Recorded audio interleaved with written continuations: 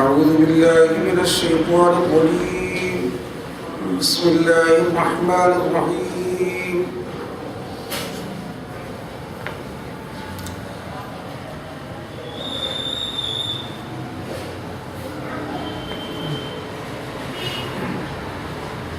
ها أنتم هؤلاء جادلتم عنهم في الحياة الدنيا فمن يجادل الله عنهم يوم القيامة أم من يكون عليهم وكيلا ومن يعمل سوءا أو يظلم نفسه ثم يستغفر الله يجد الله غفورا رحيما ومن يكسب إثما فإنما يكسبه على نفسه وكان الله عليما حكيما ومن يكسب خطيئة أو إثما ثم يرم به بريئا فقد احتمل بهتانا وإثما مبينا ولولا فضل الله عليك ورحمته لهم طائفة منهم أن يضلوك وما يضلون إلا أنفسهم وما يضرونك من شيء وأنزل الله عليك الكتاب والحكمة وعلمك ما لم تكن تعلم وكان فضل الله عليك عظيما لا خير في كثير من نجواهم إلا من أمر بصدقة أو معروف أو إصلاح بين الناس ومن يفعل ذلك ابتغاء مرضات الله فسوف نؤتيه أجرا عظيما ومن يشاقق الرسول من بعد ما تبين له الهدى ويتبع غير سبيل المؤمنين نوله ما تولى ونصله جهنم وساءت مصيرا. آمنت بالله صدق الله العظيم وصدق رسوله النبي الكريم.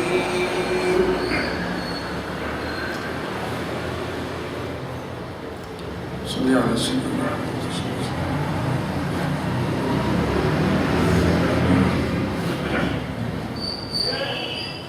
یہ 5 پارے کا 13واں رکوع ہے اور 14ویں رکوع کی کچھ آیات ہیں.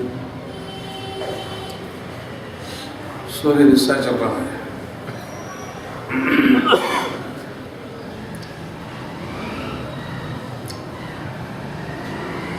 ان آیتوں میں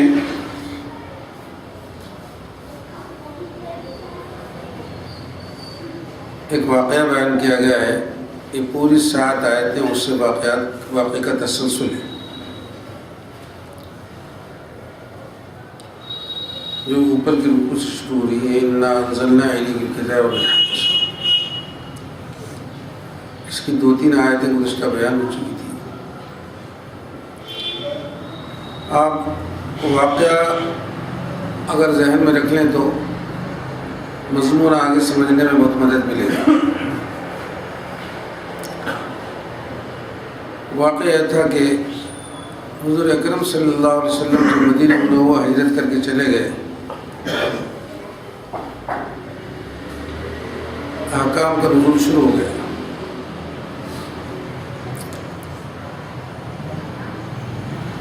اور مدینہ میں کچھ منافق بھی تھے. جیسے قرآن میں ما کان لأہل المدینۃ ما غدوا علی النفاق، ایمان والوں کے ساتھ جو اہل کتاب تھے نفاق کیا کرتے تھے. واقعہ یہ ہوا کہ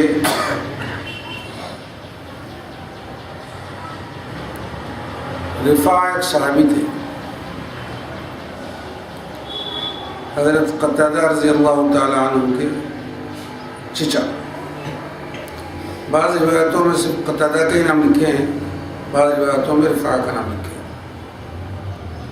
مدینہ منورہ میں غذا کے طور پر جو عام طور پر کیونکہ بھی عسرت کا زمانہ تھا غذا استعمال ہوتی تھی، وہ جو کا آٹا اور کھجور استعمال ہوتے تھے.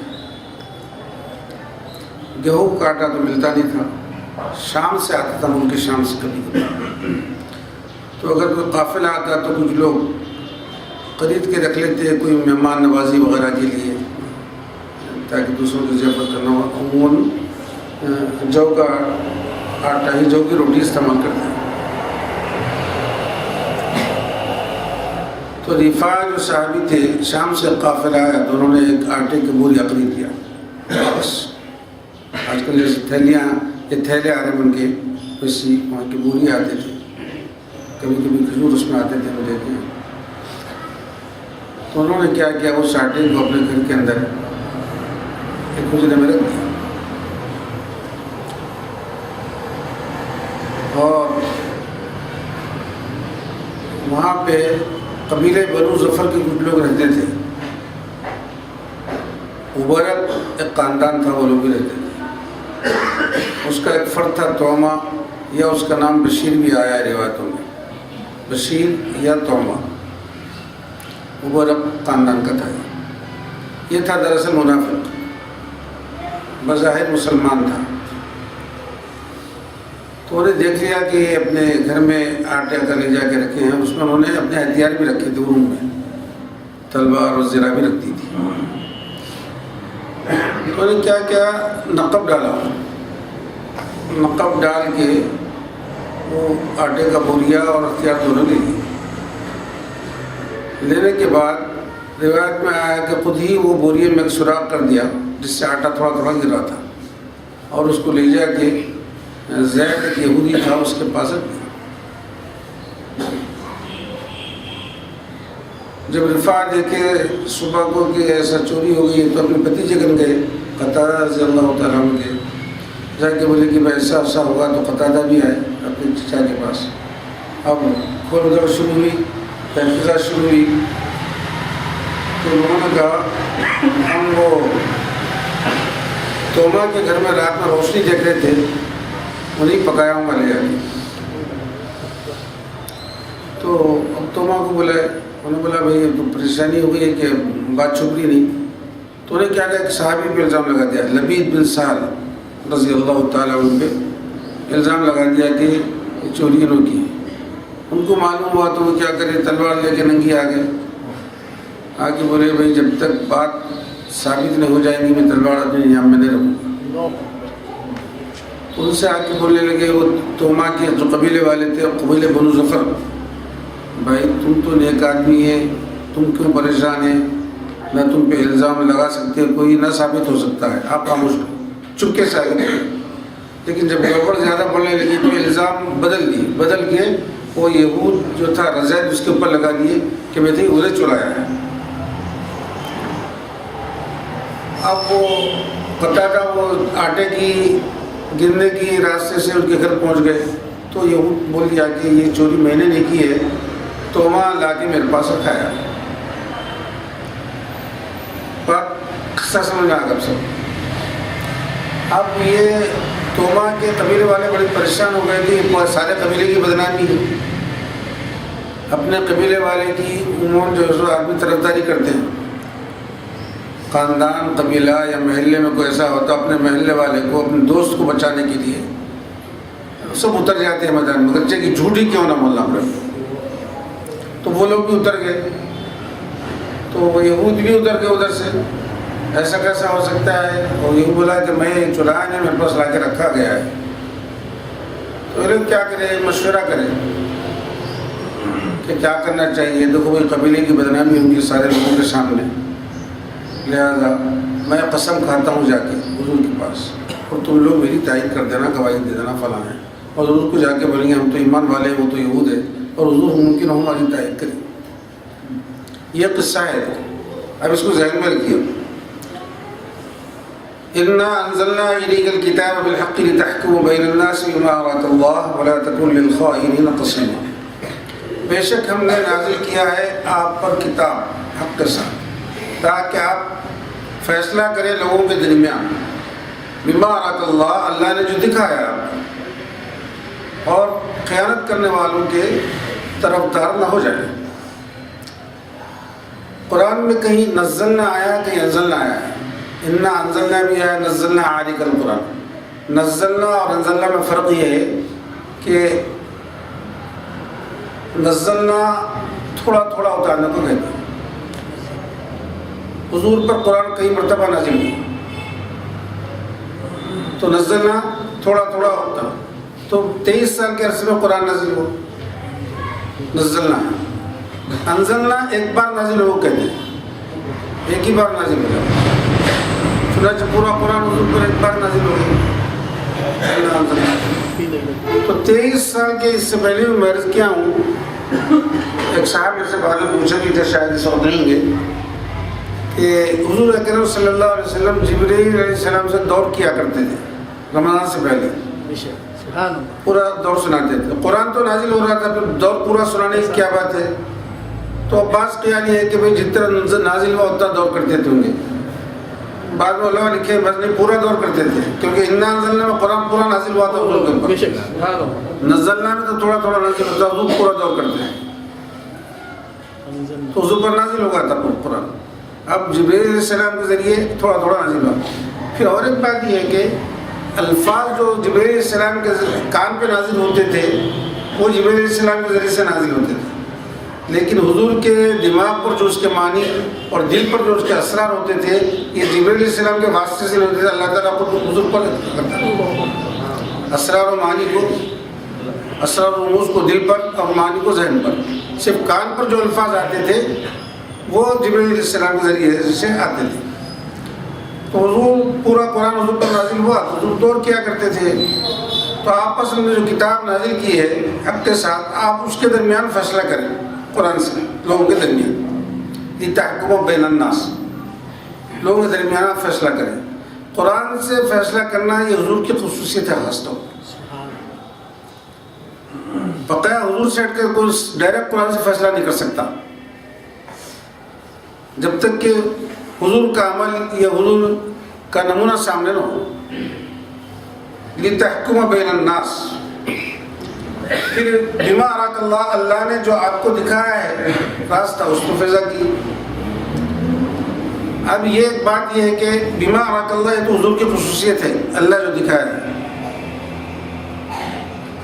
سیدنا عمر رضی اللہ تعالیٰ عنہ کے زمانے میں ایک صاحب بولے آپ تصفیہ کیجئے، فحکم بما اراک اللہ، تو ڈانٹ دی خوب، بولے یہ حضور کی خصوصیت ہے، اللہ نے جو دکھایا حضور کو۔ ہم تو حضور کو دیکھ کے یا قرآن یا حضور کی سنتوں کو دیکھ کے ہم تصفیہ کرتے ہیں، یہ حضور کی خصوصیت جو اللہ آپ کو آگاہ کر دیتا ہے۔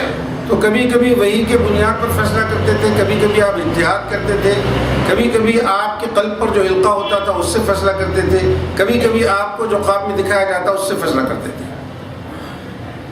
یہ حضور کی خصوصیت تھی۔ آج کوئی خواب پر فیصلہ نہیں کر سکتا نا، جب تک کہ آپ کے قوانین جو بنائے گئے ہیں اس کے بغیر فیصلہ نہیں کر سکتا انہیں۔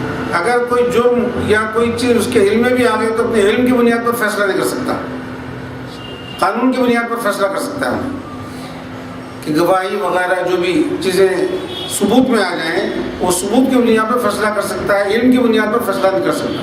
یہ حضور کی خصوصیت تھی کہ اپنے علم کی بنیاد پر فیصلہ کرتے ہیں، اللہ نے جو آپ کو دکھا دیا ہے تو اس بنیاد پر فیصلہ کرتے تھے۔ تو یہ لوگ کیا کریں، جا کے حضور کے پاس اب معاملات باہر آ گیا تو یا قبیلے والے میں حضور سے جا کے شکایت کریے، چلو حضور پر جا کے بولے کہ دیکھو یہ رفاع اور قتادہ جو لوگ ہمارے خلاف ایک الزام لگا رہے ہیں، ہم نے چوری نہیں کی، یہودی نے چوری کی، اور یہ چوری ثابت ہو گئی، یہودی کے گھر سے مال برآمد ہوا ہے، اور خام خام ہے کہ مسلمانوں کو بدنام کر رہے ہیں۔ ہم تو مسلمان ہیں، بلا تحقیق کے بلا ثبوت کے کسی مسلمان پر الزام لگانا درست ہے کیا؟ تو بات تو صحیح ہے، کیونکہ فیصلہ جو ہوتا ہے شہادت اور ثبوت کی بنیاد پر ہوتا ہے، جبکہ چوری کا مال برآمد ہوا ہے فلاں گھر سے اور ہم کو ملزم ٹھہرا رہے، چور ٹھہرا رہے، تو حضور اکرم صلی اللہ علیہ وسلم بلائے، بولا کہ بولے تم کیا کر رہی ہے؟ قتادہ کو بولے ایک مسلمان گھرانے پہ چوری کا الزام لگاتے، تو یہ پھٹ ڈر گئے، خاموش ہو گئے۔ اگر میرا پورا مال بھی چلے جاتا اور حضور کے پاس اگر یہ بات نہیں جاتی تو اچھا تھا۔ رفاع کو معلوم ہوا تو انہوں نے خاموش ہو گیا، واللہ مستعان، بولے اللہ مدد کریں، خون بڑھ جاؤ، ٹھہر جاؤ، حضور جب ایسا فرما رہے ہیں۔ اب بظاہر ثبوت کی بنیاد پر تو حضور جہاں سے مال نکلا فلاں گرا ہو سکتا ہے ادھر کچھ کر دے، تو اللہ تعالیٰ یہ فرما رہے ہیں آپ کو جو دکھلایا گیا ہے اس کو ولا تکن للخائنین خصیما، آپ خیانت کرنے والوں کے طرفدار مت ہو جائیے. یہ بظاہر حضور سے کلام ہے، لیکن قیامت تک کے لیے تمام امت مسلمہ کو، تمام انسانوں کو یہ ہے کہ طرفداری نہیں کرنا، مجرم کی طرفداری نہیں کرنا. قسیمہ کہتے ہیں چھوٹے جھگڑے کو، قسم. جدال کہتے ہیں بڑے جھگڑے کو، بڑا جھگڑا ہو تو جدال بولتے ہیں. قسم کہتے ہیں چھوٹی موٹی بات. تو آپ ایسا مت ہو جائیے خیانت کرنے والوں کی، کیونکہ حضور کا خیال یہ ہوگا تھا کہ مسلم گھرانہ ہے، مال وہاں سے برآمد ہوا ہے، اور یہ لوگ آ کے گواہی دے رہے ہیں، فلاں کر رہے ہیں، تو کیا کرنا چاہیے. تو ایسا خیال، تو قرآن نازل ہے. یہ پورا رکوع اسی وقت نازل ہوا حضور کے اوپر.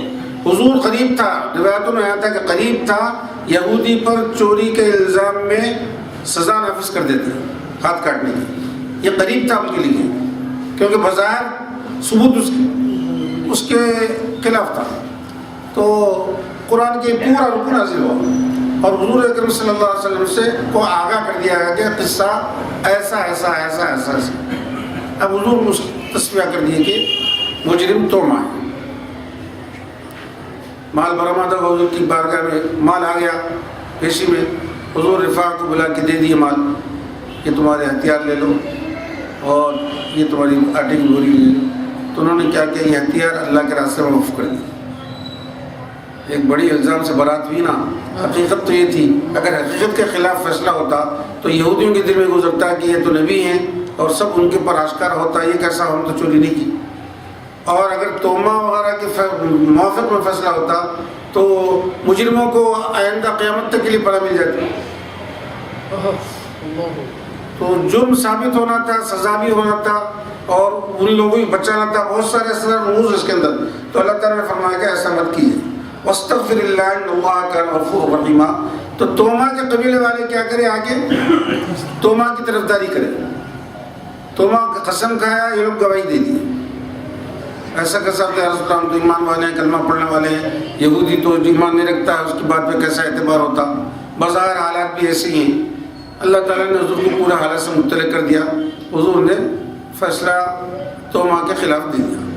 اب دیکھا کہ یہ حال ہے، تو توما تو بھاگ گیا تھا مکے، جہاں جا کے ٹھہرا تھا اس کے گھر میں بھی سونا تھا. اس کے گھر میں سونا تھا تو چوری کرنے لگا. رات کو وہ لوگ پکڑ لیے، سب دیکھ کے پکڑ لے کے. اب وہ سزا دینا چاہتے تھے تو وہ صاحب خانہ بولا یہ ہمارا مہمان ہے، ہم مہمان کے خلاف ایسا کیسا کریں گا، نہیں دی.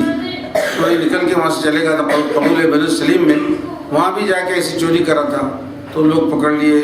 روایت میں آیا ہے اس کو پتھروں سے مار کے سنسار کر دی. ایک روایت میں آیا ہے کہ اس کو اوپر دیوار گر کے ایک نقب لگا رہا تھا، اور ایک جگہ دوسری طرف چلے گا تو وہاں کے لوگ اس کو مار دیا. روایتیں مختلف ہیں. واستغفر اللہ ان اللہ کان غفورا رحیما. اس میں دو چار باتیں. ایک تو یہ کہ خیالات پہ گرفت نہیں ہوتی. عام لوگوں کو خیالات پہ گرفت نہیں ہے کہ حضور ختمی مرتبت کا معاملہ تھا تو اللہ تعالیٰ ایسا خیال بھی آیا حضور کو کہ اس کی بظاہر طرفداری کرے تو بولے استغفار کی جائے. یا تو حضور کو بفرمائش کہا گیا کہ بھئی ان لوگوں کے لیے استغفار کیجیے جو توما کی طرفداری کی ہیں، قبیلے والے مسلمان ہیں. اپنے قبیلے والے کی ہمت افزائی کے لیے، اس کے جرم کو چھپانے کے لیے انہوں نے اس کی طرفداری کی ہے، تو وہ مسلمان ان کے لیے آپ جو استغفار کیجیے تاکہ ان سے گناہ ختم ہو جائے طرفداری کرنے کا. کیونکہ جرم میں شامل ہونے والا، جرم کی تائید کرنے والا، جرم میں مدد کرنے والا بھی سب پکڑے جاتے ہیں. ان اللہ کان غفورا رحیما. آپ استغفار کیجیے. استغفار اصل میں کرتے ہیں زبان سے کہنے کو، زبان سے مغفرت طلب کرنے کو استغفار کرتے ہیں، اور دل سے اللہ کی بارگاہ میں مغفرت طلب کرنے کو توبہ کہتے ہیں. دونوں میں فرق ہے. مگر کبھی کبھی استغفار ببانے توبہ کیا آتا ہے. ان اللہ کان غفورا رحیما. بے شک اللہ تعالیٰ بہت بخشنے والا اور رحم کرنے والا ہے. گناہوں کو معاف کرنے والا بھی ہے، بخشنے والا بھی ہے، رحم کرنے والا ہے. اللہ کی بارگاہ کے علاوہ کوئی اور چیز ہے کیا ان کے لیے آپ توبہ استغفار کیجیے، کیونکہ وہ مسلمان ہی ہیں. کیونکہ جرم جرائم سب سے صادر ہوتے ہیں. صحابہ سے بھی ایسے حالات ہوئے ہیں، لیکن اللہ نے یہ فضل کیا. دیکھو قاعدہ یہ ہے، انبیاء معصوم ہوتے ہیں، گناہ نہیں ہوتا. اولیاء بچا لیے جاتے ہیں گناہ سے. اگر کسی سے کچھ ہو جائے، دوسرے درجے کے اولیاء سے، تو اللہ تعالیٰ ان کو مرنے سے پہلے توبہ و استغفار کی توفیق دے کے گناہ معاف کر کے اپنے پاس بلا دیتا ہے ان کے خطاب۔ تو تمام کے تمام صحابہ سے ان کے انتقال سے پہلے، ان کی وفات پانے سے پہلے ہی جو لفظشیں ان سے ہوئی تھی، اللہ تعالیٰ نے ان سے توبہ کروا کے اپنے پاس بلایا۔ اس لیے حضور نے فرمایا کہ میرے تمام کے تمام صحابہ عدول ہیں، عدل کرنے والے ہیں، سچے ہیں، وَكُلًّا وَعَدَ اللَّهُ الْحُسْنَىٰ میں خوشخبری بھی ان کے لیے۔ وَلَا تُجَادِلْ عَنِ الَّذِينَ يَخْتَانُونَ أَنفُسَهُمْ، آپ طرفداری مت کیجیے ان لوگوں کی طرف سے جنہوں نے خیانت کی اپنے آپ کے ساتھ۔ إِنَّ اللَّهَ لَا يُحِبُّ مَنْ كَانَ خَوَّارًا أَثِيمًا، بے شک اللہ پسند نہیں کرتا گناہ گار قائم خیانت کرنے والے۔ اس میں یہ بتایا جا رہا ہے آدمی جب خیانت کرتا ہے، جرم کرتا ہے، تو سب سے پہلے اپنے نفس کے ساتھ خیانت کرتا ہے۔ جب تک وہ اپنے نفس کے ساتھ خیانت نہیں کرے دوسرے کے ساتھ نہیں ہو سکتی۔ تو وہ لوگ جو خیانت کر رہے ہیں اپنے آپ کے ساتھ کر رہے ہیں،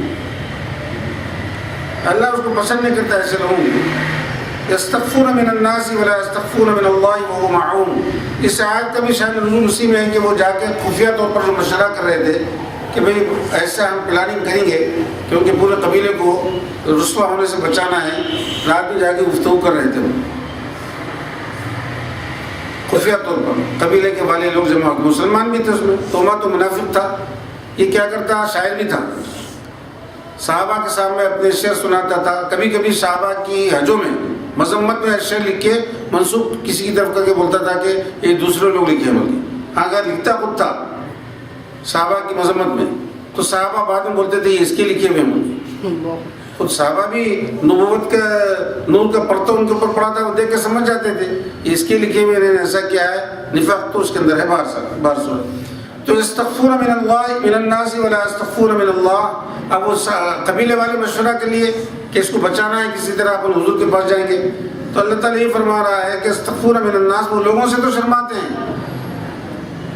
ولا یستخفون من اللہ، لیکن اللہ سے حیا نہیں آتی کیا، اللہ سے شرم نہیں کرتے، یعنی وہ چھپتے ہیں لوگوں سے، جرم کرنے کے بعد لوگوں سے چھپتے پھرتے ہیں، اللہ سے تو نہیں چھپ سکتے، یہ وہ چھپاتے ہیں اپنے جرم کو لوگوں سے، اللہ سے تو نہیں چھپا سکتے۔ وہ معاون اس حالت میں کہ اللہ ان کے ساتھ ہے۔ جب وہ جا کے یبیتون ما لا یرضی من القول، جو مشورہ کر رہے تھے خانگی طور پر، اللہ تعالیٰ ان کے قول سے، ان کی باتوں سے راضی نہیں تھا، اور ان کو یہ خیال نہیں آیا کہ اللہ ان کے ساتھ ہے۔ اگر یہ خیال آتا تو ایسا گناہ نہیں کرتے، ایسی سازش نہیں کرتے، ایسی پلاننگ نہیں کرتے، اللہ ان کے ساتھ ہے۔ اب ایک بات یہ ہے اللہ زمان و مکان سے آزاد ہے، اللہ کو جسم نہیں ہے، اللہ کوئی جگہ میں نہیں آتا، کوئی وقت میں نہیں آتا، پھر اللہ ساتھ تھا کیا مطلب ہے؟ قرآن میں ایک جگہ آیا ہے ان اللہ مع الصابرین، اللہ صبر کرنے والوں کے ساتھ ہے۔ کبھی آیا ان اللہ مع الذین اتقوا، اللہ متقی لوگوں کے ساتھ ہے بول کے آیا ہے۔ تو یہ تمام جو الفاظ ہیں اللہ ساتھ ہے، مگر ساتھ ہونے کے معنی میں فرق ہے۔ یہاں یہ بول رہے ہیں کہ اللہ علیم تھا، اللہ علیم ہے، اللہ جاننے والا ہے، اللہ جان تو تھا نا، بحیثیت علم تمہارے ساتھ تھا، بحیثیت خبیر تمہارے ساتھ تھا۔ اللہ تعالیٰ تم کیسا ایسا کرے؟ اگر تم کو یہ خیال آتا کہ اللہ سن رہا ہے، اللہ جان رہا ہے، تو تم ایسا کام نہیں کر سکتے تھے۔ تو اللہ ان کی بات سے راضی نہیں ہے، اللہ ان کے ساتھ ہے۔ وَكَانَ اللَّهُ بِمَا يَعْمَلُونَ مُحِيطًا، اور اللہ تعالیٰ ان کے تمام اعمال کا احاطہ کیا ہوا ہے۔ اللہ گناہ گاروں کے ساتھ بھی رہتا ہے، مجرموں کے ساتھ بھی رہتا ہے، متقیوں کے ساتھ بھی رہتا ہے۔ تو ان اللہ مع الذین اتقوا میں اللہ متقیوں کے ساتھ ہے، وہاں گناہ گاروں کے ساتھ ہے۔ تو بولے اللہ دونوں کے ساتھ ہے بے شک، لیکن اس کی صفت الگ الگ ہے۔ اللہ گناہ گاروں کے ساتھ ہے، قہر اور جباریت کے ساتھ ہے، اور متقیوں کے ساتھ ہے اللہ تعالیٰ مہربان کی حیثیت سے ساتھ ہے، رحم کرنے والے کی حیثیت سے ساتھ ہے، مشفق کی حیثیت سے ساتھ ہے اللہ تعالیٰ۔ اللہ تعالیٰ تو ہر جگہ ہے اس کی صفات، لیکن وہاں کا رہنا الگ ہے، یہاں کا رہنا الگ ہے۔ صبر کرنے والوں کے ساتھ ہے مصیبت میں، اللہ تعالیٰ دلاسا دیتا ہے ہمت۔ وَكَانَ اللَّهُ بِمَا يَعْمَلُونَ مُحِيطًا، اللہ تعالیٰ ان کے تمام اعمال کا احاطہ کیا ہوتا ہے۔ ہاں انتم هؤلاء جادلتم عنهم في الحیات الدنیا فمن یجادل اللہ عنهم یوم القیامة من یکون وکیلا۔ سنتے ہو تم لوگ، سن بھی رہے ہیں، یہ وہ لوگ ہیں جنہوں نے طرفداری کی تھی ان کی طرف سے دنیاوی زندگی میں۔ وہ قبیلے والے جو تھے، بنو برق والے یا بنو ظفر والے، اس توما جو چور کی طرفداری کی تھی دنیا میں تو کر رہے تھے یہاں پہ۔ فمن یجادل اللہ عنہ یوم القیامہ، کل کیا حال ہوگا جب کہ قیامت قائم ہوگی، اللہ کی بارگاہ میں ان کی وکالت کون کرے گا؟ وہاں تو مجال نہیں ہوگی اس کو کھڑے رہنے کی، جھوٹ بھی بول نہیں سکے گا آدمی، کل کون کرے گا؟ فمن یجادل اللہ عنہ یوم القیامہ، یہ تو سوچو، امن یکون علیہم وکیلا، کیا ان پر کوئی وکیل ہوگا اس کو؟ نہیں، وکالت نہیں کر سکتے۔ علماء لکھتے ہیں دنیا میں کسی مجرم کی پشپنائی نہیں کرنا، کیونکہ اب قیامت میں نہیں کر سکتے، کسی جرم کو چھپانے کی کوشش نہیں کرنا۔ سیدنا عمر رضی اللہ تعالیٰ عنہ کے زمانے میں ایک چور پر حد جاری کرنے، ہاتھ کاٹ دینے کی سزا نافذ کر دی، اس کی ماں روتی چلاتی ہے کہ میرے بچے کا پہلا جرم ہے، یہ پہلا مرتبہ آپ چھوڑ دیجیے، آئندہ نہیں کرے گا۔ سیدنا عمر نے فرمایا ایسا نہیں ہوتا، اللہ تعالیٰ کبھی مجرم کو رسوا نہیں کرتا، گناہ گار کو لوگوں کے سامنے بے عقل نہیں کرتا، جب تک کہ اس کو مہلت نہ دے دے۔ کئی مرتبہ مہلت دیتا ہے، تیرا بیٹا کئی مرتبہ چوری کرا ہے، اب آ گیا ہے سامنے، تو یہ کیسے سمجھ رہی ہے کہ اللہ ایک پہلی مرتبہ ہے چھوڑ دے بول کے؟ نہیں ہوتا ایسے، کئی مرتبہ ہوا ہے، اب اللہ تعالیٰ اس کو ظاہر کر دیا ہے۔ تو مجرم کی اللہ تعالیٰ رسوائی نہیں چاہتا، چھپاتا ہے، جو اس کے جرم کو نہیں چھپاتا ہے، لوگوں سے نظر میں اس کو ذلیل نہیں کرتا، جب کئی مرتبہ کرتا ضرور کٹ جاتا ہے۔ دیکھو چور جب چوری کرتے ہیں نا، کئی مرتبہ پولیس کی نظر سے ہی بچتے ہیں اور کبھی کبھی گھٹ جاتے ہیں، آ جاتے ہیں، اللہ تعالیٰ مہلت دیتا ہے ہم کو، جب مہلت ختم ہو جاتی ہے تو رسوائی کا وقت آ جاتا ہے۔ تو بولے آج تو دنیا میں زندگی میں تم بہت طرفداری کر رہے کہ اللہ کی بارگاہ میں کیا کریں گے؟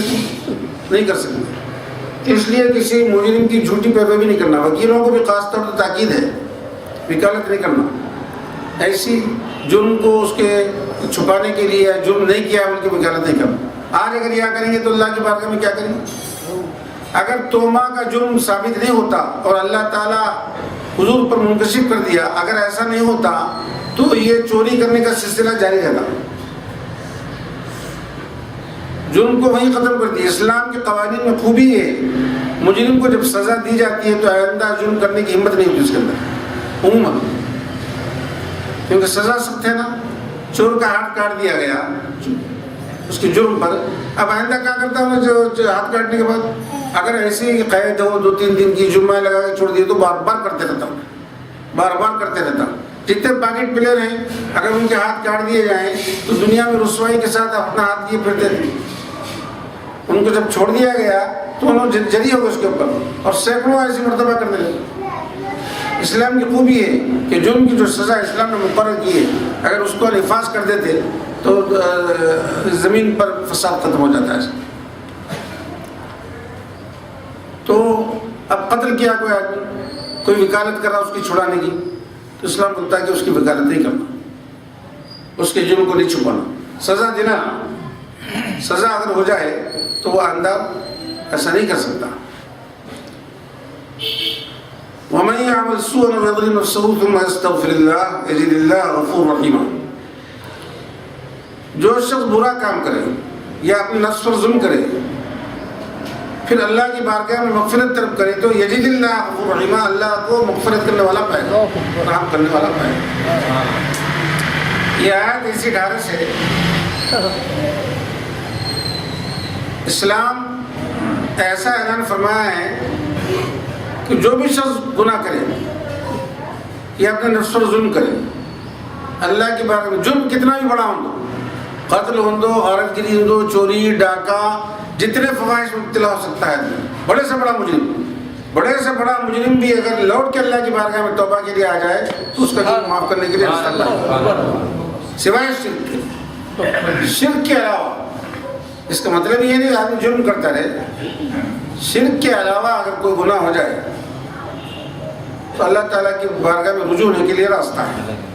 وَمَن يَعْمَلْ سُوءًا أَوْ يَظْلِمْ، یہ ظلم بھی 3 قسم کا ہے۔ پہلا ایک ظلم ایسا ہے جس میں معافی کی کوئی صورت نہیں ہے، شرک، کفر و شرک میں معافی کی کوئی صورت نہیں ہے، اس کی توبہ مقبول نہیں ہے۔ کوئی کفر میں مر گیا، شرک میں حالت میں مر گیا تو اس کی توبہ کے لیے کوئی صورت نہیں ہے، بخشا نہیں جائے گا۔ دوسرا جب ہے کہ اس کی توبہ کی قبولیت کی صورت ہے، شرک نہیں کیا، برے اعمال کیا، سوء اعمال کی وجہ سے اس کی توبہ کے لیے راستہ ہے۔ تیسرا جو ظلم ہے اس کے لیے کیا ہے؟ حقوق العباد مان لیا، تو اس کے اندر بھی توبہ کا راستہ ہے، لیکن ان کے حقوق ادا کر دینا ہے۔ اللہ کے حقوق میں بھی توبہ کا راستہ ہے، لیکن عبادات کی قضا ہے اس کے اندر۔ شرعی طور پر جو حق مارا ہے اس کو ادا کرنا، نمازیں چھوڑا تو نمازیں پڑھ لینا، روزہ چھوڑا تو روزہ رکھ لینا، کفارات ادا کر دینا، اس کی قضا کر لینا۔ تو تین صورتیں ہیں، تین صورتوں میں ایک ہی صورت ہے کفر و شرک کی جس میں توبہ کے لیے کوئی راستہ نہیں ہے، بلکہ علماء یہ فرماتے ہیں غرغرہ جب لگتا ہے آدمی کو اس وقت تک کفر و شرک سے توبہ مقبول ہے۔ جب غرغرہ لگ کے ادھر کے عالم کو دیکھ لیا، فرشتوں کو دیکھ لیا، تو اب کفر سے توبہ نہیں کر سکتا، لیکن بدعملی سے توبہ کے لیے اب بھی رستہ ہے بلکہ من میں۔ کفر و شرک سے تو وہاں تک ہے، اپنے برے اعمال سے توبہ کرنا ہے تو غرغرے کے بعد بھی توبہ کر سکتا ہے۔ یہ اللہ تعالیٰ راستہ نکالا ہے۔ وَكَانَ اللَّهُ عَلِيمًا حَكِيمًا، اور اللہ تعالیٰ علم والا ہے، حکمت والا ہے، باخبر ہے۔ تو اللہ کو مغفرت کرنے والا پائے گا، یزید اللہ غفور الرحیمہ، معاف کر دے گا اللہ، رحم کرے گا اللہ اس کے اوپر۔ اللہ تعالیٰ بہت بخشنے والا ہے، بہت رحم کرنے والا ہے۔ وَمَن يَكْسِبْ إِثْمًا فَإِنَّمَا يَكْسِبُهُ عَلَى نَفْسِهِ، جو گناہ کمائے تو وہ اپنے آپ کے لیے کماتا ہے، اپنے نفس کے لیے اس کو وبال۔ کسب کے معنی جسمانی طور پہ محنت کرنا ہے، کسب بولتے ہیں اسے، تو وہ اپنے آپ کے لیے کماتے ہیں۔ وَكَانَ اللَّهُ عَلِيمًا حَكِيمًا، اللہ تعالیٰ علم والا بھی ہے، حکمت والا بھی۔ گناہ جو کرتا ہے آدمی کسب جسمانی طور پر جا کے محنت کرتا ہے، محنت کر کے گناہ کماتا ہے، تو اللہ تعالیٰ کی بارگاہ میں اگر رجوع ہو جائے صدقے دل سے تو معاف کر دیتا ہے۔ توبہ ایک تو زبان سے استغفار پڑھنا ہے، ایک دل سے توبہ کرنا ہے۔ یہاں توبہ کے شرائط کے ساتھ توبہ کرنا ہے۔ بہت ساری سنتیں اس میں ہیں، مستحبات ہیں، فرائض ہیں، سب کچھ ہیں، لیکن ایک بات یہ ہے کہ تین چیزیں توبہ کا جز: گزشتہ گناہوں پر ندامت، جو موجودہ گناہ میں ملوث کو فوری چھوڑ دینا، آئندہ نہ کرنے کا عزم کر لینا، بس تین چیزیں ہیں۔ گزشتہ جو ہو گیا اس پہ ندامت اختیار ہے، جو گناہ جاری ہے اس کو چھوڑ دینا، مان ایک ساتھ چھوڑ دینا، آئندہ نہ کرنے کا عزم کر لینا، اس کی توبہ ہو جاتی ہے اللہ کی بات کریں۔ وَمَن يَكْسِبْ خَطِيئَةً أَوْ إِثْمًا ثُمَّ يَرْمِ بِهِ بَرِيئًا فَقَدِ احْتَمَلَ بُهْتَانًا وَإِثْمًا مُبِينًا، اور جو شخص خطا کرے، گناہ کرے، پھر اس کا الزام دوسروں پر لگا دے، خود تو گناہ کرے، یہ تو میں یہ کیا تھا نا، خود جرم کیا، الزام لگایا حضرت لبید بن سعد پر، ان سے ہٹ کے پھر یہودی پر لگا دیا۔ اسلام یہ بولتا ہے کہ مجرم کا کافر ہو یا مشرک ہو یا مسلمان ہو، انصاف تو سب کے ساتھ ہونا چاہیے۔ یہ نہیں کہ یہ کلمہ پڑھنے والا ہے، مسلمان ہے، اپنا بھائی ہے، انہیں نہیں اس کے اوپر الزام لگا دو۔ دنیا میں آج کل ہوتا ہے، جرم کوئی کرتا ہے کسی پر الزام لگاتا ہے، قتل کوئی کرتا ہے پکڑا کوئی جاتا ہے، فساد کوئی کرتا ہے پکڑا کوئی جاتا ہے۔ اسلام اس کی اجازت نہیں دیتا، جو کرا ہے اس کو ہی پکڑو۔ اگر خود کر کے کسی پر تہمت لگا دیا تو دگنا گناہ ہے، خود چوری کیا یہ گناہ الگ ہے، اس کا بہتان دوسروں پر لگا دیا یہ الگ گناہ ہے۔ خطیئۃ و اثمًا یہ دونوں بھی گناہ ہیں، لیکن دونوں کو الگ الگ قرآن نے بیان کیا ہے۔ خطیئۃ بولتے ہیں چھوٹے گناہ کو، گناہ صغیرہ، اثمًا بولتے ہیں گناہ کبیرہ، یا خطیئۃ بولتے ہیں گناہ لازم کو۔ مطلب یہ ہے کہ اس گناہ کا اثر اس کی ذات تک رہے، جیسے نماز نہیں پڑھا، روزہ نہیں رکھا، یہ خطیہ میں ہے۔ اثمًا ایسے گناہ کو بولتے ہیں جو متعدی ہو جائے، کسی کا مال چرا لیا تو خود بھی گناہ کر رہا ہو، اس کا بھی مال چلے گا، یعنی اس گناہ کا اثر دوسروں کو تک پہنچ رہا ہے، یہ ہے اسم۔ اور جس گناہ کا اثر خود اس کی ذات تک کی حد تک رہتا ہے، یہ ہے خطیہ۔ تو جو شخص خطا کرے یا گناہ کرے پھر یرمی بھی بریئن، اس کو پھینک دے ایسے لوگوں پر جو لوگ کریں گے، یہ بہتان لگا دے، ان پر تہمت لگا دے، تو فقط احتمل بہتانا واسما ملا، اس نے بہتان کو اپنے اوپر اٹھا لیا ہے۔ ایسا کلم کلّا گناہ ہے، واسما مبینہ، یہ کسی اوپر تہمت لگانا بہت بڑا گناہ ہے۔ کسی بھی تہمت کبھی بھی نہیں لگانا، یہاں تک کہ کوئی کافر مشرک پر بھی تہمت نہیں لگانا پڑے گا۔ جرم اگر خود کیے ہیں اقرار کر لینا، یا کسی میں تہمت نہیں لگانا۔ اقرار کرنے کی صورت میں آدمی کا جسم ہلکا ہو کے دنیاوی سزا نافذ ہو کے آخرت کی سزا سے بچ جاتا ہے۔ صحابہ اکرام رضوان اللہ تعالیٰ علیہ اجمعین سے ابھی کوئی لفظ ہوتی تو حضور کے بارگاہ میں آتے کہ رسول اللہ ہم سے ایسا ہو گیا ہے، تو کبھی حضور فرماتے تو بھی اللہ فرماتے توبہ کر لو جاؤ، تو ان کو اطمینان نہیں ہوتا کہ ہم تو گناہ کیے ہیں، ہم کو سزا نہیں مل رہی. پھر ادھر سے آتے ہیں، ادھر رک کر لیے حضور تو بولے یا رسول اللہ ایسا ہوگا تو بھی اللہ فرما. پھر ادھر سے آتے ہیں تو بھی اللہ فرماتے. صحابہ کو چلنے پڑتا تھا تو تب کہیں حضور سزا نافذ کر دی. کبھی چھوٹی کوئی خطا ہو گئی، آگے صحابہ عرض کیے تو حضور ٹھہرا لیتے ہیں. ٹھہرنے کے بعد نماز پڑھتے، پھر بولتے ہیں رسول اللہ میں ٹھہرا ہوا ہوں، ویسے گناہ ہو گیا تھا تو تم نے ہمارے پیچھے نماز پڑھی تو تمہاری نماز پڑھنے سے گناہ معاف ہو گیا. کبھی ایسا فرمایا، کبھی سزائیں نافذ کرتے تھے حالانکہ کوئی دیکھا نہیں، آگے خود عرض کرتے ہم سے ایسا گناہ ہو گیا ہے. ان کو یہ معلوم ہے کہ دنیا میں اگر سزا ہوگی تو آخرت میں بچ جائیں گے، پاک و صاف ہو جائیں گے. سیدنا عمر رضی اللہ تعالیٰ عنہ کے زمانے میں ایک عورت پر حد جاری ہوئی. جب انتقال ہو گیا سنسار کی وجہ سے تو اس کی جنازہ پڑھا. لوگ بولے آپ ایسی گناہگار کی جنازہ پڑھتے ہیں؟ تو آپ فرمایا اس نے ایسی توبہ کی ہے اگر اس کی توبہ کو ساری زمین والے گناہگاروں پر تقسیم کی جائے سب کے گناہ معاف ہو جائیں. ایسی توبہ میں کیوں پڑھوں اس کی جنازہ؟ کیونکہ جو سزا تھی نافذ ہوگی وہ تو اب پاک و صاف ہوگی. انہیں پاک و صاف ہونے کے بعد تو جنازہ پڑھنا چاہیے، نہیں پڑھنے کی وجہ نہیں. تو یہ تہمت نہیں لگانا کسی کے اوپر. اس زمانے میں بہت ایسا رواج تھا، آج بھی ہے. فقد احتمل بہتانا واسما مبینا، اس نے بڑا بوجھ اٹھا لیا اپنے اوپر اور کھلا ہوا گناہ ہے. کسی پر تہمت لگانا کھلا ہوا گناہ ہے. غیبت سے سخت بڑھ کر ہے توبہ.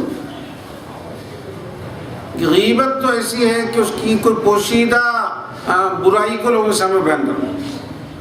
اگر کوئی کھلم کھلا اس کے اندر عیب ہے جس کو لوگ دیکھتے ہیں، ایسی برائی بیان کرنا علماء فرماتے ہیں غیبت میں شامل نہیں، کیونکہ وہ عیب تو ظاہر ہوا ہے اس کا. اس کی ایسی پوشیدہ عیب جو نہیں جانتے لوگ اس کو لوگوں کے سامنے بیان کرنا یہ غیبت ہے. بسا وقت کیا ہے لوگوں کو بچانے کے لیے بھی اس کی برائی بیان کر سکے. جیسے پولیس کا محکمہ ہے، جاسوسی کرتا ہے، لوگوں کی ٹو میں رہتا ہے کیا کر رہا ہے کیا نہیں کر رہا. یا کوئی پیام سلام کے لیے آتے ہیں بھئی یہ لڑکا کیسا ہے، یہ لڑکی والے کیسے ہیں. اگر کوئی ایسے عیب ہیں جو خطرناک ہیں اگر وہ بیان کر دے تو یہ غیبت نہیں ہے، کیونکہ اس سے اور بڑے گھناؤنے جرائم وجود میں آ سکتے ہیں. صاف بات بتا دیے تو ایسا ہے. ہاں ان کے اندر کوئی عیب نہیں ہے اور تہمت لگا کے بولے ایسا مت جاؤ ان لوگوں کے قریب میں، یہ لوگ ایسے ایسے ہیں، یہ تو بڑا گناہ ہے. ولولا فضل اللہ علیک ورحمتہ لہمت طائفۃ منہم ان یضلوک. اے میرے محبوب اگر آپ پر اللہ کا فضل اور اس کی رحمت نہ ہوتی تو لہمت طائفۃ منہم، وہ جو قبیلے بنی ظفر کے لوگ ہیں ان کا ایک گروہ آپ کو ورغلا یعنی باور کرانے میں کامیاب ہو جاتا، ان یضلوک، آپ کو غلط باور کراتا. اور اللہ فضل نہیں کرتا رہا. اللہ نے تو آپ کو مطلع کر دیا قرآن نازل کر کے. بظاہر ظاہری شہادتوں پر تو آپ ایسا کر سکتے تھے. بسا اوقات ہوتا ایسا ہے کہ اب اللہ کے نبی ہیں، نبی کے معنی ہے کہ غیب کی باتیں بتانے والے، تو باخبر ہیں حضور، باخبر ہو کہ آپ ایسا کیسا کریں الزام لگ سکتا تھا. اللہ نے آپ پر فضل کا معاملہ کر کے حضور کو مطلع کر دیا معاملہ ایسا ایسا ہے. تو حضور بلا کے یہودی کو بھی بری کر دیے، سب کو بری کر دیے، توما کے خلاف سزا نافذ کر دی، بھاگ گیا ہو. تو یہ ایک گروہ آپ کو باور کرا دیتا ہے. ایسا کبھی کبھی ایسا ہوتا ہے کہ بظاہری شہادتوں پر قانون کا نفاذ ہوتا ہے. آج کل بھی دنیا میں جو ظاہری طور پر ثابت ہوتا ہے اسی سے بعض وقت گھر ایک کا رہتا ہے، حقیقتاً مالک رہتا. مگر جو شخص جال سازی کر کے دھوکہ دے کے آیا ہے، جھوٹے چیزیں پیش کر کے مقدمہ اس کی طرف ہو جاتا کیونکہ ثبوت اس کی طرف رہتا اور اصل مالک محروم ہو جاتا ہے. تو ایسا ہو جاتا ہے کبھی کبھی. تو دنیا میں فیصلہ جو ہوتا ہے ظاہری ثبوت کی بنیاد پر ہی ہوتا ہے، لیکن نبی کا فیصلہ ایسا نہیں ہوتا. نبی تو باخبر رہتا ہے، ہر چیز سے باخبر ہوتا ہے، کیا کر رہے ہیں کیا نہیں کر رہے ہیں. اللہ تعالیٰ بار بار ان کو اطلاع دیتا رہتا ہے. اس واسطے حضور اکرم صلی اللہ علیہ وسلم کی امت کے تمام اعمال سے باخبر ہے اور کافروں کے عمل سے بھی باخبر ہے. کیونکہ قیامت میں فَكَيْفَ إِذَا جِئْنَا مِن كُلِّ أُمَّةٍ بِشَهِيدٍ وَجِئْنَا بِكَ عَلَىٰ هَٰؤُلَاءِ شَهِيدًا، حضور گواہی دیں گے تو حضور کی گواہی حضور کی دیکھی بھی گواہی ہوگی، تو ان کے حضور کی گواہی کی بنیاد پر دوزخ اور جنت کا فیصلہ ہوگا۔ تو ہم لوگوں کے اعمال سے باخبر ہیں حضور اکرم صلی اللہ علیہ وسلم، وہ دیکھتے ہیں۔ اس لیے بعض علماء جہاں اللہ کا ذکر آتا ہے وہ رسول کو پوشیدہ مانتے ہیں کہ یہ رسول پوشیدہ ہے، اللہ و رسول عالم، جیسے اللہ رسول ظاہر جانتا ہے۔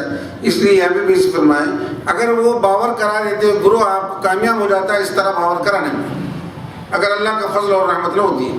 وَمَا يُضِلُّونَ إِلَّا أَنفُسَهُمْ، پھر اللہ تعالیٰ خود فرما رہا ہے وہ ہرگز دھوکہ نہیں دے سکتے، گمراہ نہیں کر سکتے، اپنے آپ کو ہی دھوکہ دے سکتے ہیں، آپ کو کوئی نہیں کر سکتا ایسا۔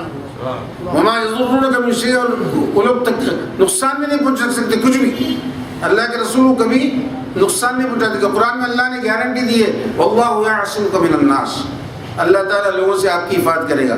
مطلب کیسی حفاظت کرے گا؟ ہر طریقے سے حفاظت کرے گا، آپ کے جسم کی بھی حفاظت کرے گا، آپ کے تمام چیزوں کی بھی حفاظت کرے گا۔ ایسا نہیں کوئی باور غلط کرانے آ گئے تو آپ اس کو سن لے کے پھر تو اللہ تعالیٰ مطلع کر دے گا، آپ کو وہی نازل ہوتی فوری اطلاع ہو جاتی، یا آپ کے اوپر القاء کر دے گا، یا آپ کو کشف ہو جائے گا، یا آپ کو خواب پڑ جائے گا۔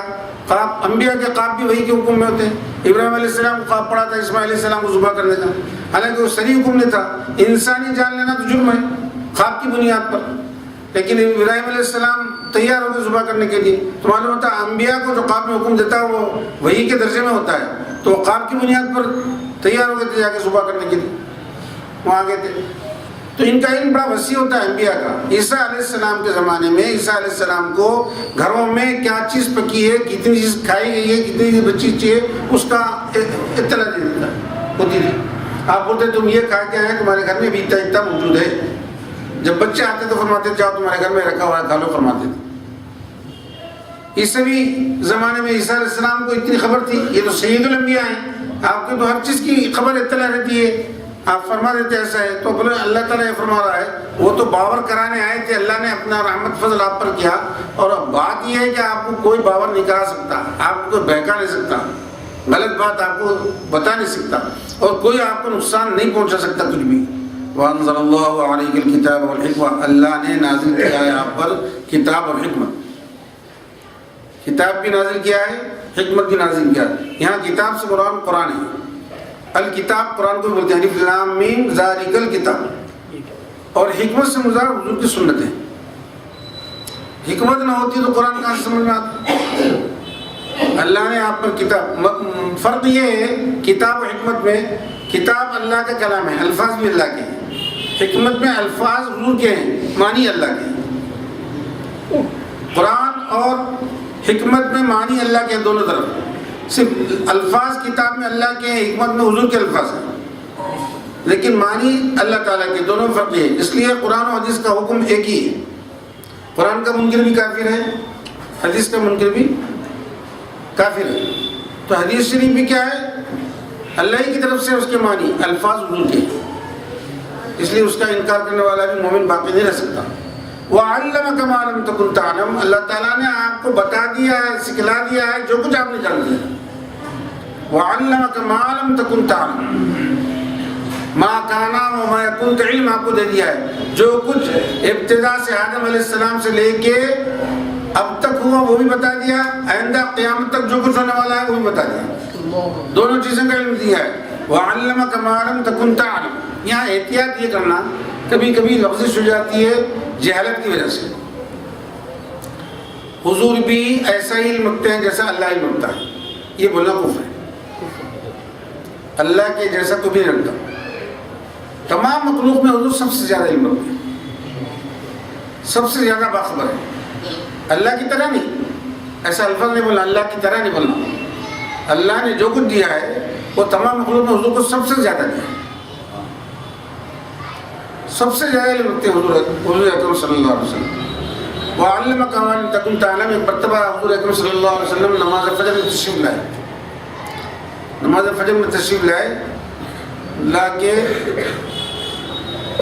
نماز پڑھائے، نماز پڑھا کے ممبر پہ چڑھ گئے، ممبر پہ چڑھ کے آپ واز شروع کریں، ظہر تک واز کریں، پھر ممبر سے اترے، ظہر پڑھائے، پھر ممبر پر چڑھے، عصر تک واز کریں، پھر عصر پڑھا کے اترے، اثر پڑا کہ پھر ممبر پر چڑھے، مغرب تک واز کرتے رہے۔ تو صحابی فرماتے ہیں حضور نے جو کچھ اب تک ہوا ہے وہ بیان کرتے رہے، یہ ہوا زمانے میں، یہ ہوا زمانے میں، یہ ہوا زمانے میں، یہ ہوا۔ ہمارے پاس حضور کے واز کو سب سے زیادہ یاد رکھنے والا بڑا عالم فرماتے ہیں صاحب، حضور نے ما کان و ما یکون کی خبریں دے دی سب، ایسا ہوا پچھلے زمانوں میں، آئندہ ایسا ہونے والا ہے، پچھلے زمانوں میں ایسا ہوا، آئندہ ایسا ہونے والا ہے۔ وَعَلَّمَكَ مَا لَمْ تَكُنْ تَعْلَمُ، اللہ نے حضور کو سب کچھ سکھلا دیا۔ اور ایک شبہ نہیں ہونا چاہیے، جب اللہ تعالیٰ خود اعلان کر رہا ہے کہ میں نے سکھلا دیا ہے، تو خالق حقیقی مالک کل جب سکھلا دیا ہے تو اعتراض کی کیا گنجائش ہے؟ کوئی گنجائش نہیں۔ اللہ تعالیٰ اگر کسی کو بتا دے تو اللہ ہی بتایا نا، بھی اس سے کوئی جانتے کیا؟ اللہ بتایا تو مخلوق میں سب سے زیادہ علم رکھنے والے حضور کی ذات ہے۔ حضور کی جتنا علم کسی کو نہیں، کسی نبی کو بھی نہیں۔ حضور کا علم دوسرے انبیاء کے مقابل میں ایسا ہے جیسے دوسرے انبیاء کو اتنا علم ہے جیسا کہ سمندر میں سے ایک قطرہ۔ حضور ان کے علم کے مقابل میں حضور سمندر ہیں، ان میں سے ایک قطرہ جس کو ملا تمام میں کو ملا۔ حضور کا علم اتنا بڑا ہے۔ اللہ کے علم کے مقابلے میں حضور کا علم ایسا ہے کہ اللہ کا علم ایک سمندر ہے، اس میں سے ایک قطرہ حضور اکرم صلی اللہ علیہ وسلم کو۔ تو حضور سب سے زیادہ جاننے والے ہیں۔ وَكَانَ فَضْلُ اللَّهِ عَلَيْكَ عَظِيمًا، اللہ کا فضل آپ پر بہت عظیم ہے۔ اللہ کا فضل عظیم ہے، بہت عظیم ہے۔ یہ عظیم کے معنی سمجھ لیں، آج میں فجر میں ایک بات بتایا کہ دیکھیے جہاں اجر عظیم کا معاملہ آتا ہے، کبھی کبھی اللہ تعالیٰ اجر عظیم عنایت کرے گا۔ یہ فضل عظیم جو ہو رہے ہیں، تو ساری دنیا کو اللہ تعالیٰ کیا فرمایا، قل متاع الدنیا قلیل، ساری کی ساری دنیا اس کا سامان بہت مختصر ہے، کم ہے۔ اتنی بڑی ہے دنیا، کدھر سے کدھر تک ہے کسی کو پتہ بھی نہیں ہے، مگر اس کو فرمانے کم ہے، اور فضل کو عظیم فرمانے۔ عظیم کا اگر اندازہ کرنا ہے تو یہ قلیل سے اندازہ کرنا کہ اتنی بڑی چیز بھی قلیل ہے، حضور کا پر جو فضل عظیم ہے۔ مسلمانوں کو اجر دیا جا رہا ہے، وہ اجر عظیم ہے، بہت بڑا اجر دے گا اللہ تعالیٰ۔ لا خیر فی کثیر من نجواہم الا من امر بالصدقۃ او معروف او اصلاح بین الناس ومن یفعل ذلک ابتغاء مرضات اللہ فسوف نؤتیہ اجرا عظیما۔ پھر آیت کو اجرا عظیما، کوئی بھلائی نہیں ہے اس میں فرما رہے۔ تم جو بہت زیادہ کثرت سے سرگوشی کرتے ہیں، خفیہ طور پر باتیں کرتے رہتے ہیں، اس میں کوئی بھلائی نہیں ہے۔ یہ لوگ جا کے یہ قبیلے بنو ظفر کے لوگ، بنو برق کے لوگ توما کو بچانے کے لیے مشورے کر رہے تھے نا رات کے وقت میں، اور کوئی بھلائی نہیں ہے زیادہ اس میں کرنے میں۔ نجوہ بولتے ہیں سمجھ سرگوشی کرنا، دو آدمی جیسا آپس میں گانا گوشی کرتے ہیں نا، یہ نجوہ ہے، اس میں کوئی بھلا نہیں۔ ہاں من امر بالصدقۃ، اگر کوئی حکم دے صدقہ کرنے کا، او معروف یا نیکی کرنے کا، او اصلاح بین الناس یا لوگوں میں صلح کرانے کا، تو یہ زیادہ اجر عظیم کی بات ہے۔ مگر یہ دوسروں کو بچانا، مجرم کو بچانا، چور کو بچانا، ڈاکو کو بچانا، یہ کوئی فائدہ مند نہیں ہے اس سے۔ یہ باتیں فائدہ کی ہیں، صدقے کا حکم دے دو، نیکی کا راستہ بتاؤ لوگوں کو، یا لوگوں کے درمیان میں اصلاح کر دو۔ لوگوں کے درمیان میں اصلاح کرنا، جھگڑا چونانا مدتوں عبادت سے بہتر ہے۔ مدتوں عبادت آدمی جب کرتا ہے اس سے بہتر ہے دو آدمی کے درمیان میں صلح کرا دینا۔ وَمَن يَفْعَلْ ذَلِكَ ابْتِغَاءَ مَرْضَاتِ اللَّهِ، اور جو ایسا کرے گا اللہ کی رضا کے خاطر۔ کس کی خاطر؟ اللہ کی رضا کے خاطر۔ فَسَوْفَ نُؤْتِيهِ أَجْرًا عَظِيمًا، ہم ان قریب اس کو اجر عظیم عطا کریں گے۔ یہ بھی اجر عظیم ہے، وہ فضل عظیم تھا، یہ اجر عظیم ہے۔ تو مسلمانوں کو بھی جو کوئی ایسا کرے گا، ان صفات کا حامل ہوگا، اللہ تعالیٰ اس کو اجر عظیم دے گا۔ تو اجر عظیم کس کو بولتے ہیں؟ دنیا بھی کوئی حقیقت نہیں رکھتی اس کے مقابلے میں، قلیل ہے دنیا میں۔ اجر عظیم اتنا بڑا ہے، اتنا بڑا ہے، جیسا کہ ابھی قیامت کے دن ایک آدمی کو بلایا جائے گا، بلا کے حساب کتاب شروع کریں گے، فرشتے بتائیں گے یہ لوگوں کے حقوق مال کیا ہے، دینا ہے، ٹھیک ہے چلیے نیکیاں دو۔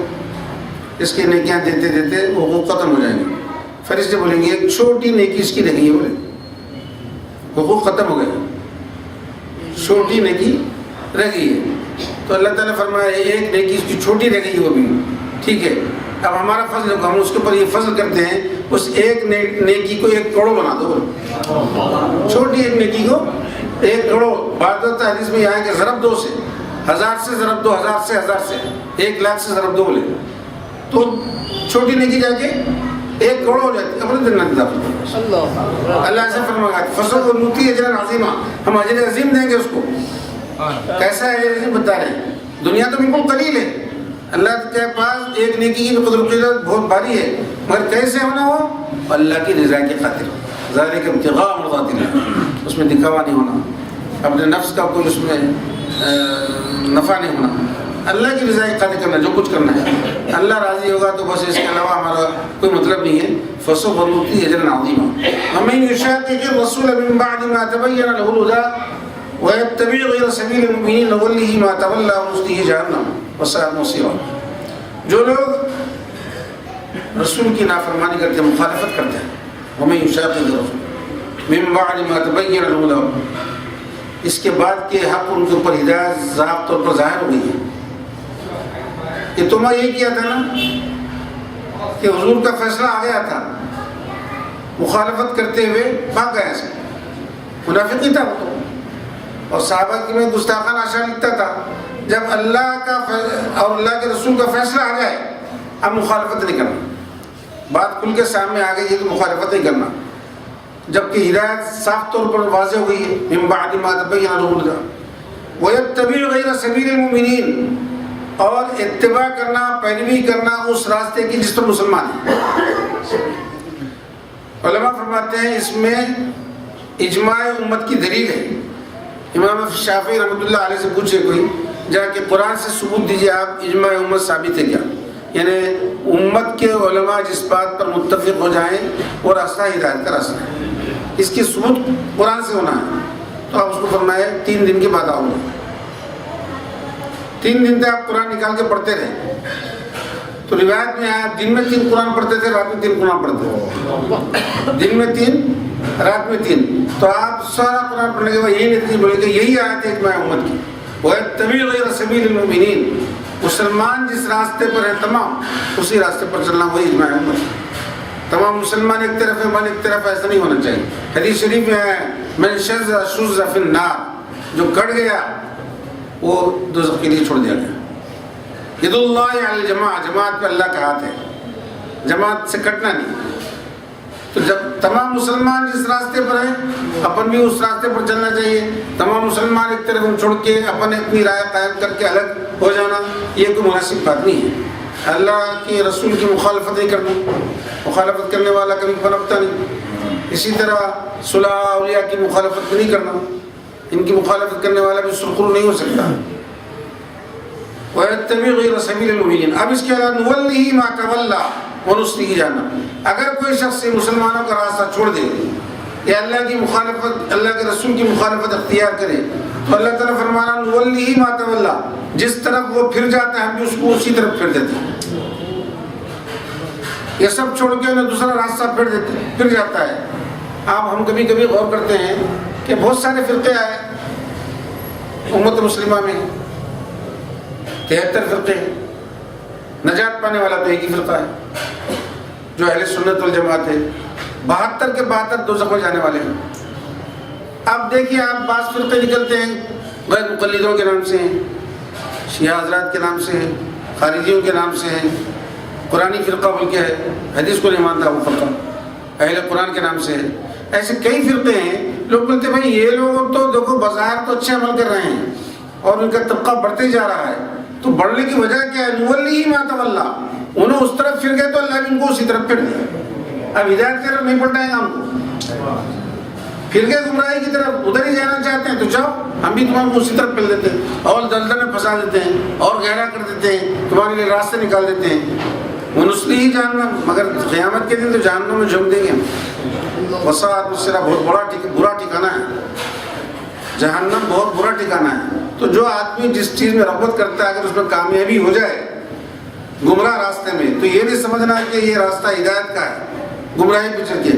اگر ہدایت کا نہیں تو اللہ تعالیٰ یہ راستے ہمارے لیے کیوں کھولتا؟ اللہ تعالیٰ تو گمراہوں کے لیے گمراہی کے راستوں میں وسعت دے دیتا ہے, آسانیاں پیدا کر دیتا ہے. قرآن میں بھی ہے نا, من کان یرید الحیاۃ الدنیا نؤتیہ منہا, دنیا کی خواہش کریں دنیا دیں گے, آخرت کی خواہش کریں گے تو آخرت عطا فرمائیں گے, اچھے بننا چاہیں گے تو اللہ مدد کریں گے. مجرم بننا چاہیں گے تو جرم آسان ہوگا. آپ بولیں گے بھائی یہ تو جرم کر رہا ہے، اس کو تو ایسے جرم میں اس کو رشوت دے دینے یہ چھوڑ دے کہ اپنی جان کو جوخم میں جا کے ایسی خطرناک انداز میں چوری کرتا ہے تو وہ اس میں کوشش کر رہا ہے تو اللہ اس کے لیے وہ راستہ آسان کرے. عام آدمی ایسا سوچ نہیں سکتا. تو جو آدمی جس راستے پر جاتا ہے اسی راستے کو اس کے لیے آسان کر دیتا ہے. اب دنیائی سزائیں الگ ہیں، آخرت کی سزائیں الگ ہیں. آخرت کی سزا اللہ دیتا ہے. وہاں کوئی بچہ 20 بچہ ہوتا ہے.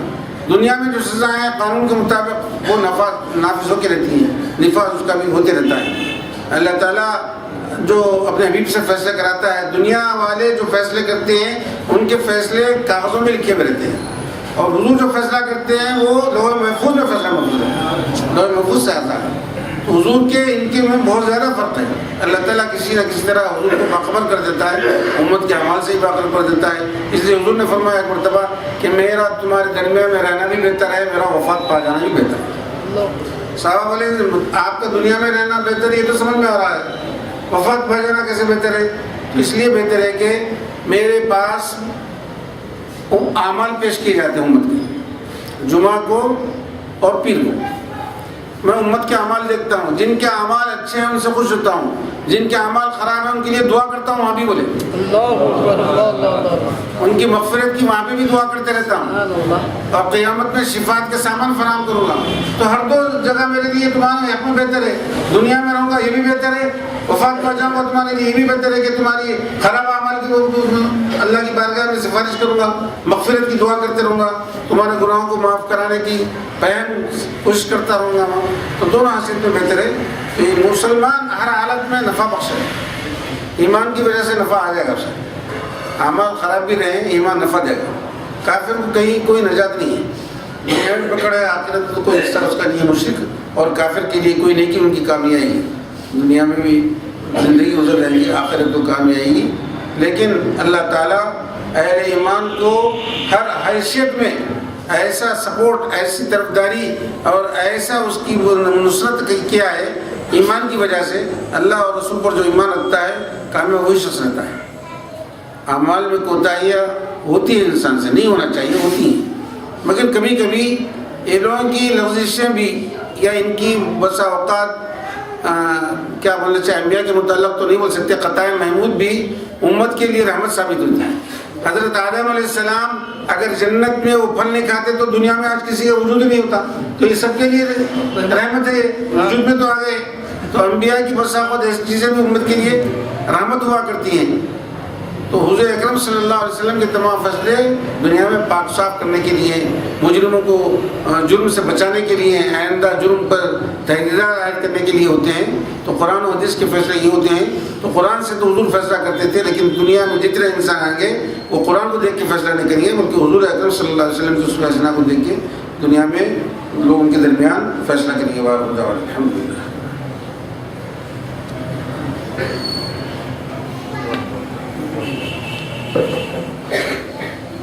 ایمان تازہ کرنے والے واقعات ہم سنتے ہیں. اس کے بعد درس میں بہت ساری چیزیں آئی ہیں. ایک تو کہ اللہ اور رسول کی رضا کی خاطر کوئی کام کرنا، اور عدل و انصاف سب کے اس لیے برابر کرنا، کافر بھی آ جائے، مشرک بھی آ جائے، یہودی بھی آ جائے. مجھے ایک واقعہ یاد آ رہا، سنا دیتا ہوں. حضرت عمر رضی اللہ تعالیٰ عنہ کی خلافت کے زمانے میں آپ بہت سارے بڑے بڑے صحابہ کے ساتھ تشریف فرما تھے. ایک خوبصورت نوجوان کو دو نوجوان پکڑ کے لائے. اچھا وجی تھا نوجوان، وہ لانے والے بھی دو نوجوان اچھے تھے. دونوں پکڑ کے لے کے آئے، دیکھ رہے تھے آپ پکڑ کے لا رہے ہیں، لا کے سامنے ڈال دیا. کیا ہے پوچھے؟ تو اس نے ہمارے باپ کو قتل کیا. فرمایا ٹھیک ہے، تمہارا مدعا تو سن لیا، ہم دعویٰ ہے، ذرا اس سے ہی پوچھ لیتا ہوں، ایک طرفہ تو فیصلہ نہیں ہو سکتا. اس نوجوان سے پوچھے کیا تو نے قتل کیا؟ تو ہاں میں قتل کیا. پتھر پھینک دیا، اسی وجہ سے کہ نازک مقام پر مار لگ گیا، انتقال ہو گیا. کیا بات ہے؟ میں قتل کیا ہوں. تو بولے پھر قصاص کے لیے تیار ہو جان کا بدلہ جان. معروضہ پیش کیا. آپ میرا معروضہ سنیں. بول کیا بات ہے؟ میرے باپ کا انتقال ہو گیا. میرا ایک چھوٹا بھائی ہے. میرے باپ نے اس کے لیے کچھ مال دیا ہے. میں اس کا امین ہوں. وہ مال میں نے ایسی جگہ رکھا ہے میرے علاوہ کوئی واقف نہیں. اگر میں یہی مارا جاؤں تو پھر اس کی امانت اس تک نہیں پہنچی اور قیامت میں باپ کو کیا جواب دوں گا؟ اس لیے مجھے 3 دن کی مہلت دی جائے. میں نے باپ کو بڑا خیال رکھا. باپ کو کیا جواب دوں اور قیامت کے لیے کیا صورت بتاؤں؟ حدیث شریف میں بھی آیا ہے جو شخص ماں باپ کے ساتھ مہربانی کا برتاؤ کرتا ہے اللہ تعالیٰ اس کے ساتھ 2 فائدے بظاہر دیتے ہیں. ایک تو یہ کہ اس کو غنی رکھتے ہیں, اس کی روزی میں برکت دیتے ہیں. دوسرے یہ کہ اس کی عمر میں اضافہ کرتے ہیں. ماں باپ کے ساتھ مہربانی کرنے والے یا رشتہ داروں کے ساتھ حسن سلوک کرنے والے, صلہ رحمی کرنے والوں کی بھی یہی فائدے ہیں کہ اس کو محتاج نہیں بناتا رہتا. حدیث شریف میں آیا ہے رشتہ داروں کے ساتھ صلہ رحمی کرنے والے کو اللہ محتاج نہیں بناتا اگرچہ کہ وہ گناہ کرے. صلہ رحمی کی برکت غالب آ جائے گی اس کے گناہوں پر, تو جس اس کو محتاج بھی نہیں بنائے گا اس کی عمر میں بھی اضافہ ہوگا. تو باپ میرے سے وعدہ لے کے گیا ہے. سیدنا عمر رضی اللہ تعالیٰ ذرا مٹھی نیچے کر لی, تھوڑی دیر غور کر کے بولے اچھا ٹھیک ہے ضمانت پیش کر دو تو 3 دن میں آ جائے گا اس کا ضمانت ہے. اجنبی شخص تھا جو لایا گیا تھا, کوئی جانتے نہیں تھے جتنے لوگ بیٹھے تھے. تو نے مجمع پہ ایک نظر ڈالا. ڈالتے اس کی نظر ایک صحابی پہ رک گئی, ابو ذر غفاری رضی اللہ تعالیٰ. تو اس نے کہا کہ یہ میری ضمانت دیں گے. بہت بزرگ صحابی تھے, جلیل القدر. میں پوچھے آپ نہیں کہ بولے تو میں دے دیتا ہوں, میری ضمانت اس کو چھوڑ دیں. تو ٹھیک ہے, بزرگ صحابی بھی بول نہیں سکتی, چھوڑ دیا اس کو. 3 دن کے بعد پھر دربار ہوں گے یہاں پہ, مطلب یہ کہ بیٹھک ہوں گی, اس وقت تصویر چلے گا. سارا مجمع کا فکا ہے کہ یہ ابو ذر غفاری اس کو جانتے نہ پہچانتے, اس کی ضمانت دی نہیں. ٹھیک ہے. تیسرے دن جب پھر نشست ہوئی, وقت قریب آتا جا رہا تھا.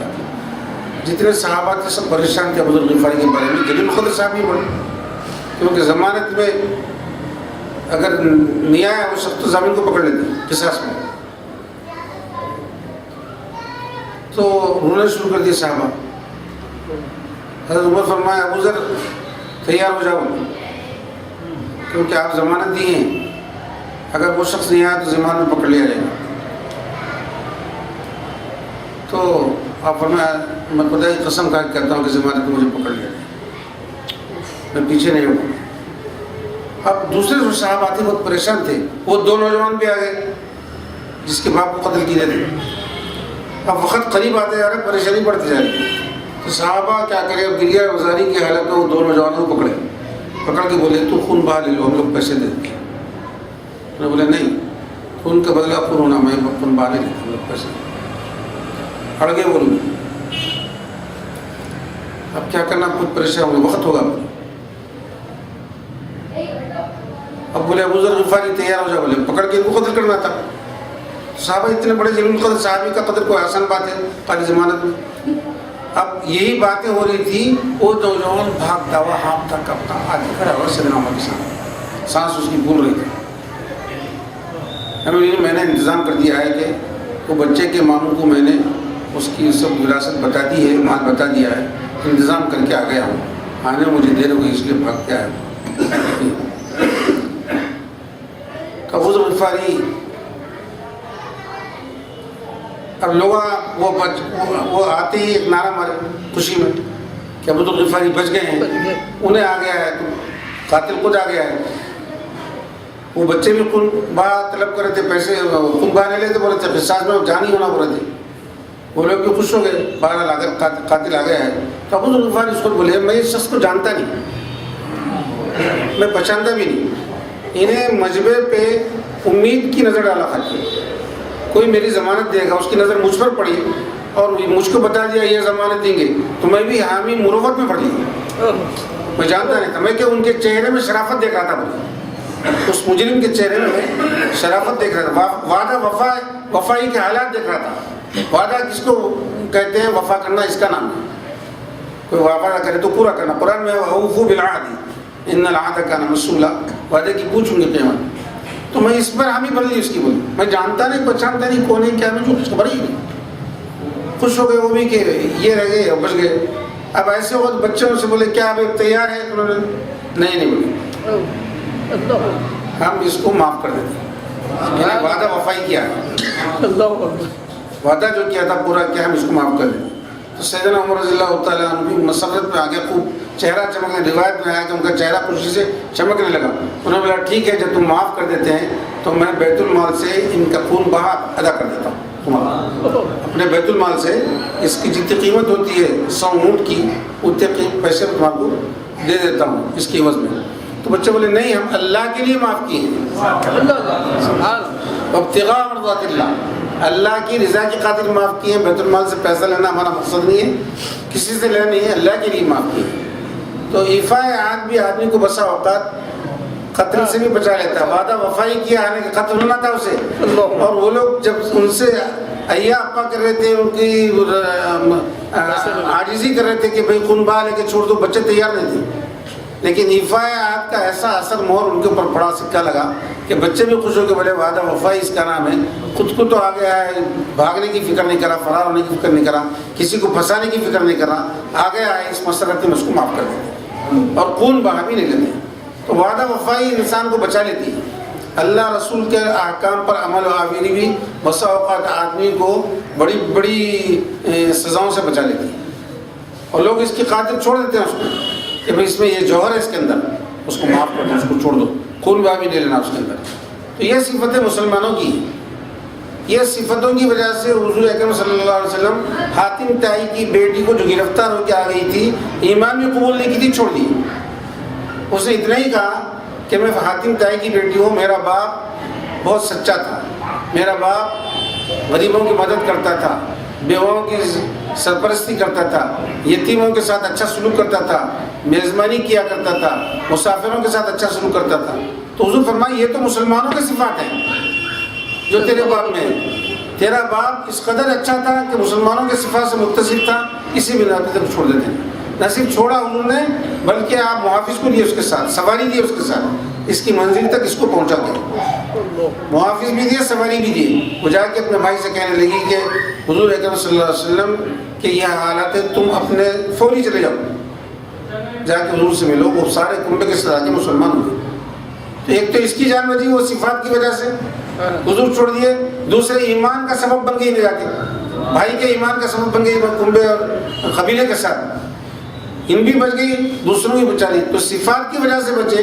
اگر ایمان رہا تو آدمی کیسے نہیں بچتا؟ بشرطے کہ ایمان اس کے اندر، ایمان صادق ہونا، مضبوط ایمان ہونا، ایمان آدمی کا اضافہ ہوتے رہتا ہے۔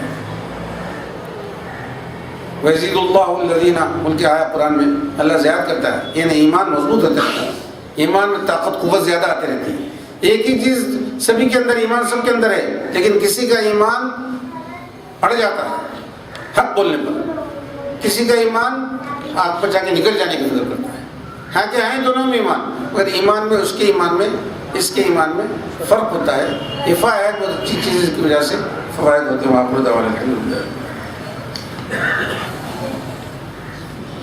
چہارشنبے کے دن 27 آ رہی ہے نا، چہارشنبے کے دن عصر مبارک کی زیارت ہے ہمارے پاس، ماہانہ مجلس بھی ہے۔ مغرب کے بعد شروع کر دیں، مغرب سے مجلس رکھیں گے، عشاء پوری، عشاء کے بعد کھانا۔